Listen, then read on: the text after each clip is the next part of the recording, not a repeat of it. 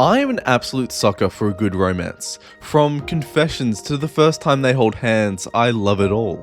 And the fragrant flower that blooms with dignity definitely hits that itch.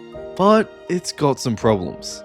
It is a wholesome romance between my guy Rintaro and the sweet tooth Wagiri, and I loved seeing their romance grow and seeing these characters develop and to become better people with each other's help. And if this show was just that, then I wouldn't have any problems with it. But it isn't. So anyway, have you ever heard about classism? This is Kikyo Private Academy, a prestigious all-girls high school described as a historic institution for young ladies, where the most noble and elegant girls receive the highest quality education. And right next door is what looks like a perfectly normal public high school.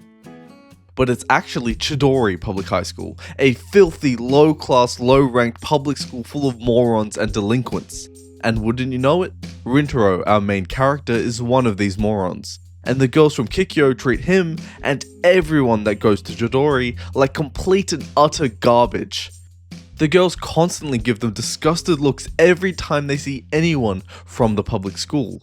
Well, all of them except Wagiri, who often stops by this bakery as she heads home from school.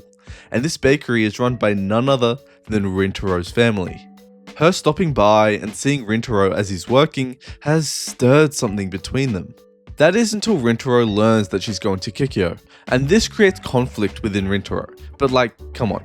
Listen, I get it, it's a romance. They needed something to create tension and drama. And hey, this isn't the usual love triangle or overly oblivious main character, so it is unique. But how they went about showing it just didn't sit right with me. Mainly because Chidori is described as a school full of delinquents, but it just seems like a normal school full of normal students. But the absolute disgust and disdain the Kikyo girls have for Chidori students that they don't even try to hide means I should be able to see some reason for it. Like show the students doing something wrong, even just a little bit. But there's nothing of the sort. So it leads to me seeing the Kikyo girls as absolute elitist snobs, which is probably true anyway, but even then they act too disgusted and too disdainful that it feels so unrealistic, which sucks for a romance because romances to me should be mostly grounded in realism. Now again, I really enjoyed this anime. I loved all of the characters, well, other than that one. And I gotta say, they did the romance between Rintaro and Wagiri like so goddamn good. I had the biggest grin on my face whenever they were together and I constantly wanted to see more. But my boy Rintaro is a bit of a dumbass and was pretty oblivious at times. But unlike most other oblivious main characters, Rintaro actually used his brain, realized that he was being a dumbass, and fixed what he did pretty much immediately.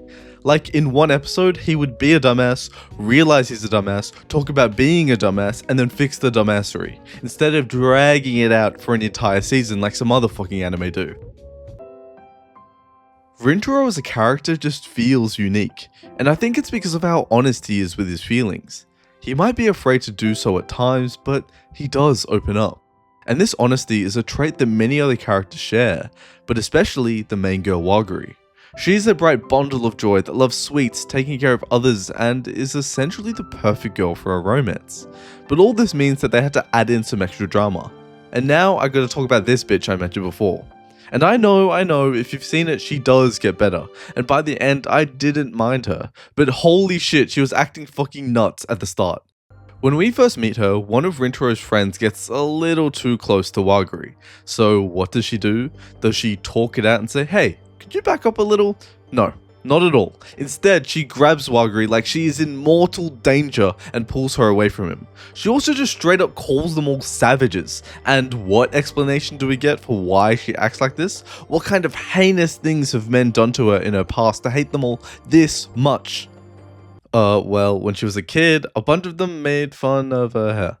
And look, I get it. I'm sure we've all been made fun of at some point. But how she reacted was just far too extreme.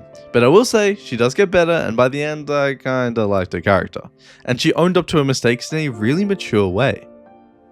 Rintaro's boys though are just the best. They are funny, they will step in to protect those who need it, and are very emotionally mature and honest, which was surprising.